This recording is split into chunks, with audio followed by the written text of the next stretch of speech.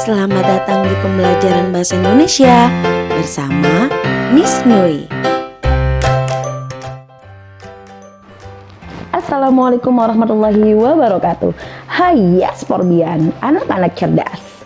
Bertemu lagi dengan Miss Nui selaku guru bahasa Indonesia kelas 5. Bagaimana kabar sobat cerdas hari ini? Semoga selalu dalam lindungan Tuhan Yang Maha Esa. Oke, kali ini kita akan melanjutkan materi di pertemuan kedua. Apakah sobat cerdas masih ingat pertemuan pertama kita membahas tentang apa? Oke, pertemuan pertama kita adalah membahas menentukan pokok pikiran, ide pokok, dan kalimat utama.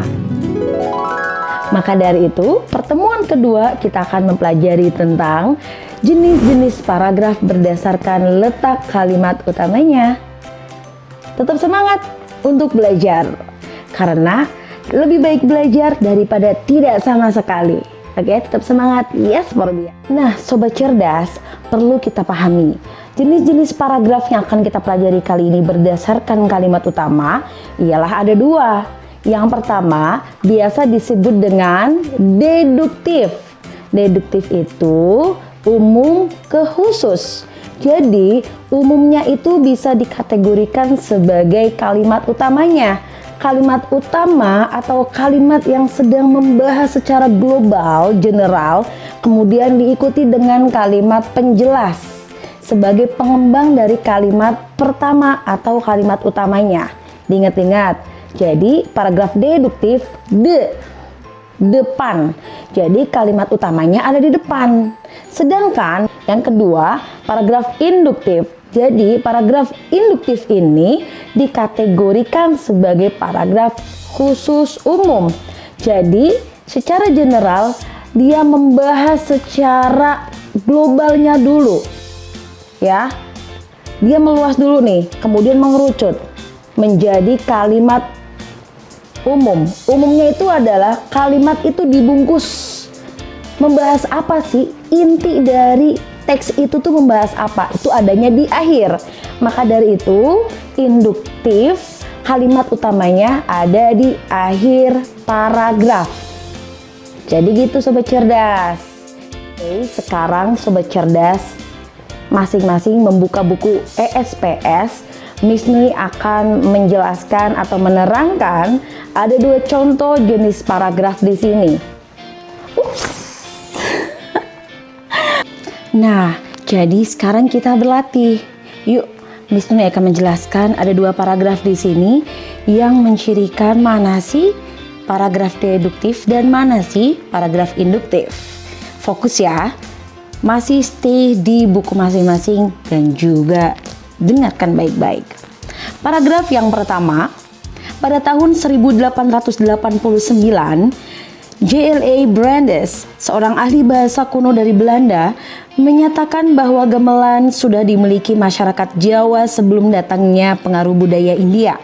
Sementara itu, menurut mitologi Jawa, gamelan diciptakan oleh Sang Hyang Guru yang merupakan dewa penguasa tanah Jawa yang berdiam di Gunung Lawu. Sang Hyang Guru menciptakan gong untuk memanggil para dewa dan dewi berkumpul di hadapannya. Setelah itu, ia menciptakan alat-alat musik lainnya dengan tujuan agar para dewa dan dewi memahami pesannya melalui bunyi yang berbeda. Alat-alat musik yang diciptakan oleh Sang Hyang Guru itulah yang kemudian menjadi cikal bakal alat musik di kesenian gamelan. Itulah beberapa pendapat yang berkembang di masyarakat mengenai asal mula munculnya kesenian gamelan di Indonesia, khususnya di tanah Jawa. Sumber Bravo dengan penyesuaian. Kira-kira sudah ketebak belum ya? Ya sudahlah, ini kan contoh Miss. Oke, sekarang kalau di contoh, paragraf pertama itu dinyatakan sebagai paragraf induktif. Kenapa? Karena penjelasan pertama, apa sih yang dijelaskan? Ada tahun, ada tokoh, ada asal mula, ada yang menciptakan, ada latar belakang kenapa diciptakan sebuah gong, kenapa dibuat sebuah gong sehingga menjadi suatu gamelan.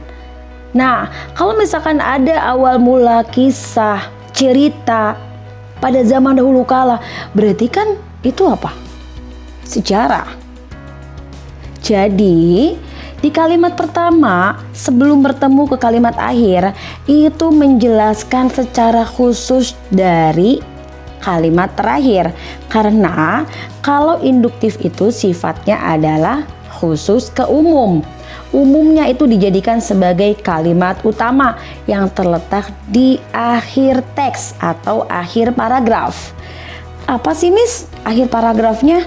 Oke, itulah beberapa pendapat yang berkembang di masyarakat mengenai asal mula munculnya kesenian gamelan di Indonesia, khususnya di Tanah Jawa. Itu yang menjadi inti dari pembahasan teks pertama. Kita udah muter-muter ngobrol sama orang, tapi ternyata kita nggak tahu intinya apa sih? Bingung toh? Nah, sekarang di sini sudah diungkapkan bahwa teks ini menjelaskan tentang asal muasal. Oke, kita lanjut ke paragraf kedua. Kalau paragraf yang pertama induktif, berarti paragraf kedua, bacakan dulu ya. Angklung merupakan salah satu jenis alat musik tradisional Indonesia. Menurut mitologi Bali, angklung berasal dari kata ang dan lung. Ang berarti angka atau nada, sedangkan lung berarti patah atau hilang. Jika kedua kata digabungkan, angklung dapat diartikan sebagai nada atau laras yang tidak lengkap. Angklung terbuat dari bambu. Terciptanya alat musik angklung terinspirasi dari pandangan hidup masyarakat Sunda yang agraris. Alat musik ini memang berkembang dalam kalangan masyarakat Sunda di Jawa Barat.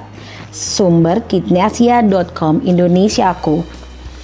Jadi paham dong, ada kata kunci. Bagaimana cara kita menemukan jenis paragraf itu apa sih? Di teks itu masuknya ke jenis paragraf apa? Nah, di sini paragraf yang kedua itu gampang banget. Sobat cerdas dapat menemukan kata kunci, yaitu kata-kata merupakan, ialah, adalah, yaitu. Berarti fix kalimat itu adalah kalimat utama dari suatu teks. Berarti paragraf kedua masuknya ke deduktif. Kenapa? Kalau deduktif itu mengungkapkan dari umum ke khusus. Karena umum dari kata umum ini adalah kalimat yang dijadikan sebagai bahan pembahasan atau inti dari topik pembahasan. Di sini menjelaskan mengenai angklung. Angklung merupakan salah satu jenis alat musik tradisional Indonesia.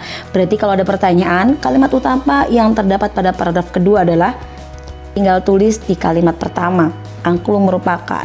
Kalau merupakannya diganti dengan kata iya itu adalah, berarti itu juga kalimat utama. Sobat cerdas, perlu dipahami ya. Deduktif berarti depan. Induktif berarti akhir. Oke, paham ya? Jadi setelah itu kita akan mempelajari di halaman berikutnya. Nanti siapkan buku tulis sebagai bahan untuk mengerjakan tugas buku SPS halaman 7.